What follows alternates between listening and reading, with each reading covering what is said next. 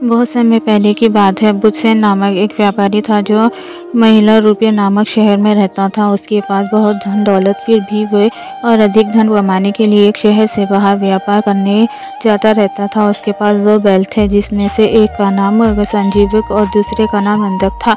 व्यापारी अपने इन दोनों बैलों को बहुत प्यार करता था और बैल भी अपने मालिक को बहुत चाहते थे। एक बार बुधसेन ने व्यापार करने के लिए मथुरा जाने का मन बनाया। बुधसेन ने अपने बैलगाड़ी तैयार करवाई और उसमें अपने दोनों पसंदीदा बैल जुटवाए और अपने कुछ नौकर और साथियों के साथ मथुरा की तरह चल दिया। रास्ते में यमुना किनारे गड्ढा से निकलते समय संजीवक का पैर दलदल में फंस गया। उसके बलपूर्वक अपना पैर निकालने का प्रयास किया तो उसका पैर टूट गया। पैर टूटने के कारण अब संजीवक बैल आगे चल नहीं पा रहा था। बुधसेन ने 2-3 दिन उसी स्थान पर संजीवक के पैर ठीक होने का इंतजार किया, परंतु पैर में कोई सुधार नहीं हुआ। जिस स्थान पर वे रुके थे वे स्थान घने जंगलों से घिरा था और चारों तरफ जंगली जानवरों और लुटेरों का डर था। बुधसेन के साथियों ने एक स्थान पर सभी की जान को खतरा होने की बात कहकर किसी सुरक्षित स्थान पर चलने की सलाह दी। बुधसेन संजीवक को बहुत स्नेह करता था और वे उसे छोड़कर नहीं जाना चाहता था। फिर भी अपने साथियों की सुरक्षा को ध्यान में रखते हुए उसने संजीवक के पास 2 नौकर छोड़ दिया और मथुरा की ओर चल गया। वे दोनों नौकर छोड़ दिए वहाँ एक ही रात रुक सके और जंगली जानवरों के डर से भाग गए और बुधसेन के पास जाकर संजीवक बैल की मरने का उसके अंतिम संस्कार करने के उपरांत आने की झूठी बात बता दी। बुधसेन को बात सुनकर बड़ा दुख हुआ। संजीवक जिस स्थान पर था उसके पास हरी हरी घास थी। संजीवक ने घास खाकर अपने प्राण बचा लिए। दिन बीतते गए और संजीवक के पैर भी ठीक हो गया। यमुना के किनारे घास की कोई कमी नहीं थी। संजीवक भी जी भरकर घास खाता और यमुना का शीतल पानी पीकर बड़ा ही हष्ट-पुष्ट और बलवान हो गया। अब वो स्वतंत्र होकर यमुना किनारे विचरण करता और मीठी और झाड़ियों में सींगों को मारकर उन्हें पैनी करता और जोरों से हुंकार भरता। एक दिन पिंगलक नामक शेर, जो उस जंगल का राजा था, पानी पीने के लिए वहां आया। उस समय संजीवक जोरदार हुंकार भर जोरों की गर्जना कर रहा था। पिंगल शेर ने ऐसी आवाज़ पहले कभी नहीं सुनी थी। अतः वे डर कर बिना पानी पिए वहां से भाग गया। ये दृश्य दमनक और कट नामक 2 गीदड़ देख रहे थे और पिंगलक को इस तरह भयभीत होकर भागते देख दोनों को बहुत आश्चर्य हुआ। ये दोनों गीदड़ पिंगलक शेर के मंत्री थे और उसके आसपास मंडराते रहते थे। सिंह जब भी शिकार करता तो थोड़ा बहुत जो भी बच जाता और उसे खाकर अपना पेट भर लेते थे। दमनक ने करकट से कहा, पिंगलक हमारा राजा है और जंगल के सारे जानवर उससे भय खाते हैं। वे बिना पानी पिए ही भाग गया और बहुत डरा हुआ दिखलाई दे रहा। इसका क्या कारण हो सकता है? करकट ने कहा, हाँ सो तो है, पर वे जंगल का राजा है और वे क्या करे और क्या ना करे उसकी मर्जी, इससे हमें क्या।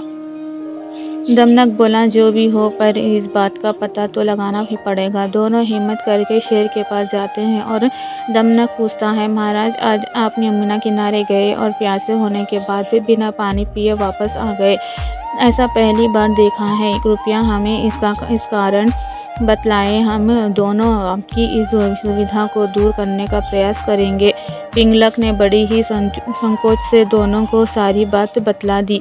दमनक बोला, महाराज, आप इस जंगल के राजा हैं और वे प्राणी जो भी है हम उसे आपके सामने लेकर ही आएंगे। दमनक और करकट दोनों गीदड़ उसी स्थान पर जाकर छुप जाते हैं जिधर संजीव बैल रहता था। दोनों को कुछ देर बाद बड़ा ही हष्ट-पुष्ट बैल दिखलाई देता है जो जोरों की गर्जन कर रहा था। दोनों को समझते देर नहीं लगी कि ये प्राणी वही है जिससे डरकर शेर भाग गया था। दोनों डरते हुए उस बैल के पास जाते हैं।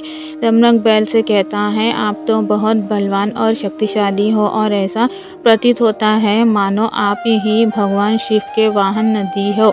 इस जंगल में हमारे राजा पिंगलक का राज्य चलता है। वो आपसे मित्रता करना चाहते हैं और आपसे मिलना चाहते हैं। पहले तो संजीवक नामक बैल को कुछ संदेह हुआ, परंतु फिर वे दमनक और करकट की बातों से सहमत हो गया और शेर से मिलने उसकी गुफा पहुंच गया। वहां पहुंचकर दमनक ने शेर को सारा किस्सा सुना दिया। संजीवक के बलशाली शरीर को देखकर पिंगलक बहुत प्रभावित हुआ और दोनों में दोस्ती हो गई। अब दोनों का ज़्यादातर समय साथ ही गुजरता था। संजीवक की सादगी और दोस्ती के प्रभाव में आकर पिंगलक ने शिकार करना कम कर दिया और वे सिर्फ पेट भरने के लिए ही कभी कभार शिकार करता था। पिंगलक शेर के शिकार न करने से करकट और दमनक को भोजन नहीं मिल पा रहा था और अब उन्हें अक्सर भूखा ही रहना पड़ता था। अब वो दोनों बहुत परेशान होने लगे और मन ही मन अपनी इस हालत के लिए संजीवक बैल को दोषी मानने लगे। अब वो किसी भी हालत में शेर और बैल की दोस्ती तोड़वाना चाहते थे, लेकिन उन्हें समझ नहीं आ रहा था कि क्या किया जाए। दमनक करकट से बोला, शक्तिशाली वही है जिसके पास बुद्धि है। अब हमें अपनी बुद्धि से दोनों में फूट डालनी पड़ेगी। हम दोनों में भेद नीति से फूट जाएगा। करकट भी दमनक की बात से सहमत हो गया और दोनों मिलकर पिंगलक के पास जा पहुंचे और दमनक शेर से बोला, महाराज, जो बात हम आपको बतलाना चाह रहे हैं उसे सुनकर आपको बहुत दुख होगा, परंतु आपकी और आपके राज्य की सुरक्षा के लिए आपको ये बात बतलाना जरूरी है। अगर आप भय दान में दे देते कहो। पिंगलक बोला, दमनक, तुम जो कहना चाहते हो निडर होकर कहो, मैं तुम्हें अभ्यादन देता हूँ।